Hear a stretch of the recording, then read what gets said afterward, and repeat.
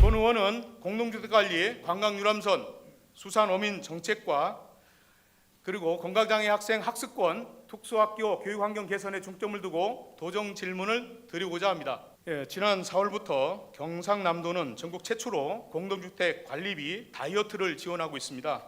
국장님, 경상남도는 공동주택 관리를 위해서 어떤 정책들을 추진하고 있습니까? 지금 그 소규모 그 공동주택 관리를 위해서는 소규모 공동주택 관리 지원 사업, 그다음에 공동주택 관리 전문가 자문단 운영을 하고 있고, 그다음에 의무 관리 대상에 대해서는 저희들이 공동주택 관리에 대해서 이제 컨설팅 감사를 하고 있고, 그다음에 관리 규약이나 준칙 규정, 그다음에 신규 공동주택에 대해서는 품질 점검단 운영, 그다음에 기술 자문단 운영 등 여러 가지 역할을 하고 있습니다. 공동주택 관리 내에 여러 가지 변화 요인이 생겼다면, 그러면 특히 이제 갈등 요소들이 많이 생겼습니다.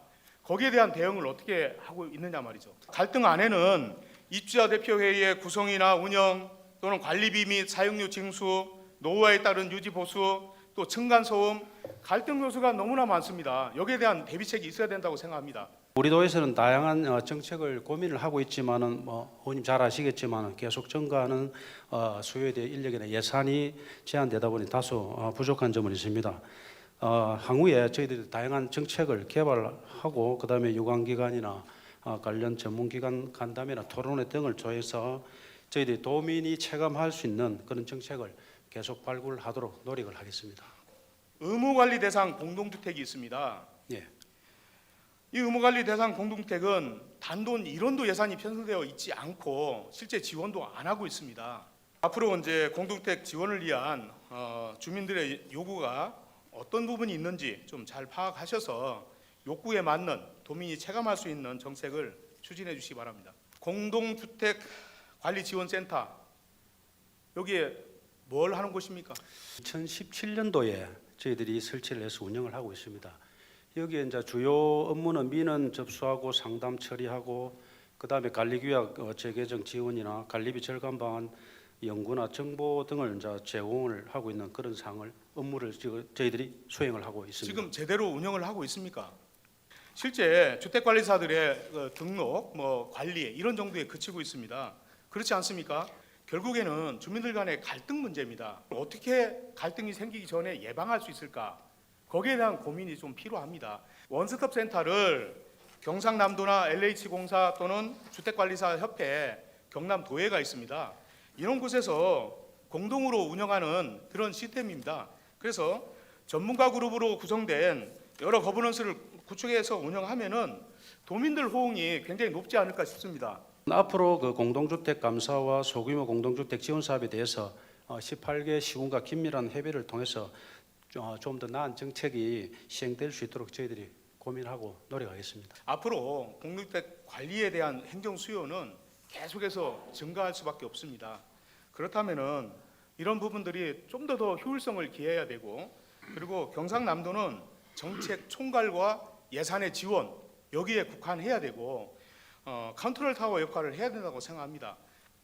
경상남도는 올해 초에 신년 브리핑에서 수도권과 차별화되는 남해안의 잠재력을 활용해서 관광개발 정책을 역점적으로 추진하겠다고 밝혔습니다.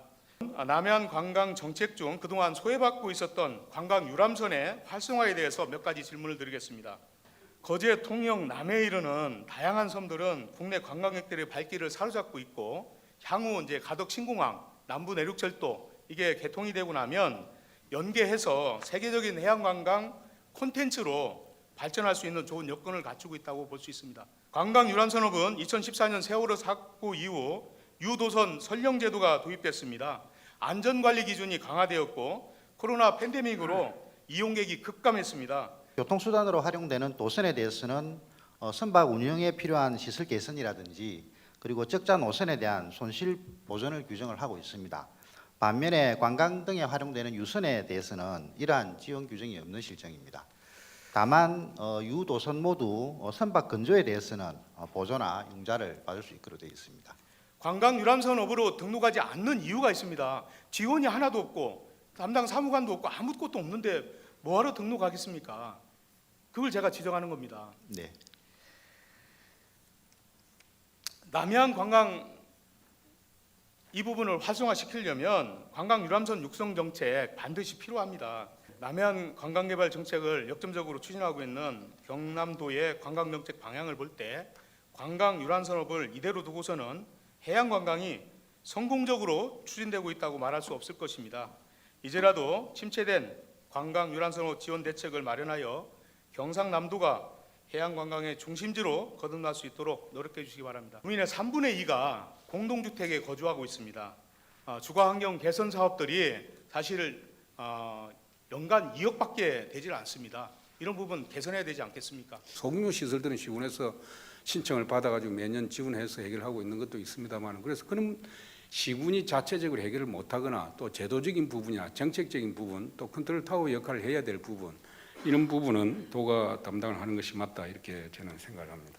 경상남도는 공동주택이 최소한의 주민자치기구로 활용되도록 자율성을 존중해 줘야 하고 주거 환경 개선에 적극 나서야 될 겁니다. 주거복지의 개념이 공동주택 정책과 연동돼서 시행될 수 있도록 개선해 주실 부분들은 과감하게 개선해야 된다고 생각합니다. 네, 다음은 건강장애 학생 지원 확대 및 특수학교 교육환경 개선과 관련하여 경남도 교육청에 질문 드리겠습니다. 국장님, 교육은 학생 모두에게 주어진 권리이고 어느 누구도 차별 없이 교육을 받아야 한다는 것은 헌법과 각 법률이 아니더라도 당연한 것이라고 봅니다. 경상남도에 건강장애 학생들이 많이 있죠. 우리 주변에는 백혈병이나 소암 그리고 희귀병, 난치성 질환으로 장기간 치료를 받아야 되는 이러한 건강장애 학생들이 있습니다. 이 학생들도 모두에게 주어진 권리인 교육권이 있어야 된다고 생각합니다. 우리 교육청은 건강장애 학생을 위해 특별히 지원했던 병원학교, 원격 수업, 학교 단위 학교 복귀 프로그램 지원 사업 외에 건강장애 학생의 성공적인 학교 복귀를 위해 종합적인 지원 프로그램을 제공하고자 노력하고 있습니다. 건강장애 학생 1인당 보편적으로 특수교육 관련 서비스, 특기 적성비, 치료 지원비, 통학비, 거식비 등 예산 약 500만 원을 지원받고 있으며 원격 수업 지원비 약 250만 원, 병원학교 운영 지원비, 학교 복귀 프로그램 지원비 약 100만 원 등 추가로 지원하고 있습니다. 위탁 기관별 비용에 대한 정산은 사업 종료 시기에 예산 사용 결과 모든 시도교육청과 함께 보고받고 있으며 위탁 기관의 운영 예산을 위해 올 하반기에 타 시도교육청과 공동으로 위탁 기관 현장 점검을 실시할 예정입니다. 2023년 경기도교육청이 자체적으로 원격교육을 운영하기 위해서 실시한 연구 용역 결과에 따르면 공공에서 운영하는 기관보다 꿈사랑학교가 교육과정 및 학생과 학부모 만족도가 월등히 높은 것으로 나타났습니다. 가장 큰 게 예산이고요. 두 번째는 교육 환경 개선입니다. 이런 부분들이 꼭 이루어졌으면 하는 바람입니다. 건강장애 학생들을 가까이서 지켜보셨더라면 똑같은 안타까움이 들었을 겁니다. 우리 경남도 교육청이 타 시도보다 먼저 건강장애 학생들을 위한 교육권 확보에 더욱 세심한 정책을 실현해 주시기를 당부드립니다. 다음은 특수학교 교육 환경 개선과 관련하여 질문드리겠습니다. 학교 건축물 내진 성능 확보를 위한 개선이 계속해서 추진되고 있죠. 학부모 설명의 결과 학부모를 포함한 협의체를 구성하였고 1차, 2차 협의회를 실시하였으며 위원들의 의견을 수렴하여 내진보건공사 일시 보류, 학교 이전 재배치 등 학교 운영 전반에 대한 법인의 의견 요청이 나왔습니다. 현재 법인의 1차 해신에 따라 내진보건공사는 일시 보류하였고 학교 이전 재배치 등 학교 운영 방향에 대해 세부 의견을 법인에 재요청하고 답변을 기다리고 있습니다. 소규모 및 가정별 특수학교 신설, 기존 특수학교 시설과 비교되어 거정영학교 학생 수가 자연적으로 감소되고 소규모 신설 학교의 경우에는 학교 규모가 작아 개교한 지 얼마 지나지 않아 학생 수용을 위한 정책의 요구가 예상됩니다.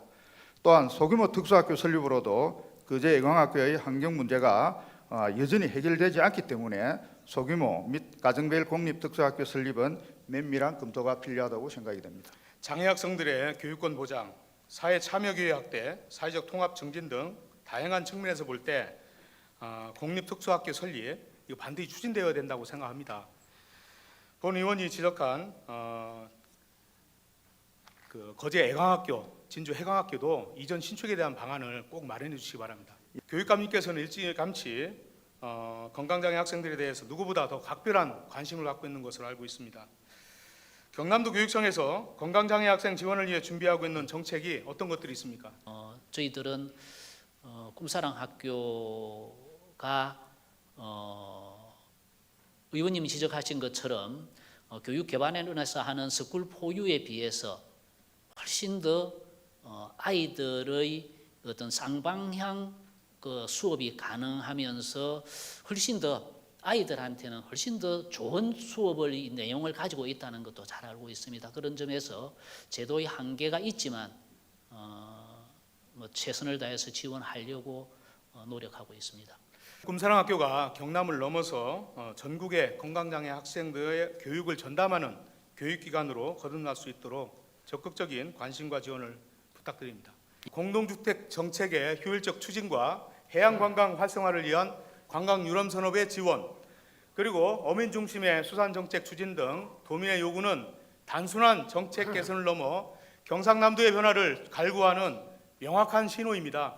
우리는 도민의 소리 없는 아우성을 한 귀로 듣고 한 귀로 흘려버릴 것이 아니라 다시 한번 원인을 파악하고 문제가 있다면 이를 해결하기 위해 최선을 다해야 한다고 생각합니다. 아울러 건강장애 학생 지원 확대 및 특수학교 교육 환경 개선 등 교육 정책에 있어서도 학생과 학부모 그리고 관계기관의 목소리에 귀를 기울여 주시기 바라며 대한민국을 대표하는 특수교육기관으로 거듭날 수 있도록 선제적인 행정적, 재정적 지원을 펼쳐주시길 당부드립니다.